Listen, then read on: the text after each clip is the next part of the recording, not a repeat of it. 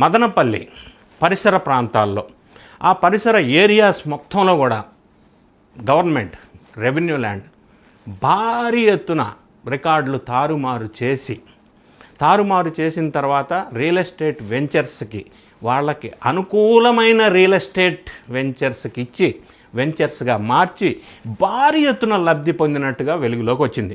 ఇప్పటివరకు ఆ పరిసర ప్రాంతాల్లో దీనికి సంబంధించి 986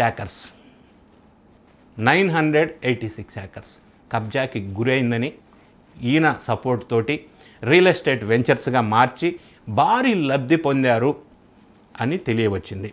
దీనికి కనెక్టెడ్ సబ్జెక్ట్ ఏంటంటే ఈ మ్యానిపులేట్ చేసిన రికార్డ్స్ రియల్ ఎస్టేట్ ద్వారా లబ్ధి పొందిన వ్యవహారానికి సంబంధించి ఆ పరిసర ప్రాంతాల్లో ఉన్న ఫైల్స్ అన్నీ కూడా సబ్ కలెక్టర్ గారి ఆఫీసులో ఒకరోజు అగ్ని ప్రమాదం జరిగి వీటికి సంబంధించిన ఫైల్స్ అన్నీ కూడా దగ్ధమైపోయినాయి.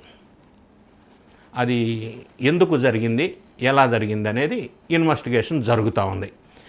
ఒకటి. రెండోది, అది యాక్సిడెంటల్గా జరిగిన ఎలక్ట్రికల్ ఫైర్ కాదు అని టెక్నికల్ ఎక్స్పర్ట్స్ కమిటీ డిసైడ్ చేశారు.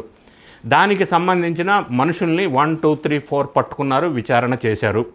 ఇంకా అసలు పెద్ద మనిషి దగ్గరికి రాలేదు. అంటే ఈ ఫైల్స్ వీళ్ళకి సంబంధించిన ఫైల్స్ మాత్రమే మదనపల్లి సబ్ కలెక్టర్ ఆఫీసులో తగలబడిపోవటం వెనక భారీ కుట్ర వ్యూహం ఉంది. అది తగలబడకపోతే 100 ఎకరాల కబ్జా భాగవతం వెలుగులోకి వస్తుంది అని ఎవరన్నా చేపించారా? చేపించిన వెనక పెద్ద మనిషి ఎవరున్నారు అనేది ఇంకా వెలుగులోకి రావాల్సిన అవసరం ఉంది.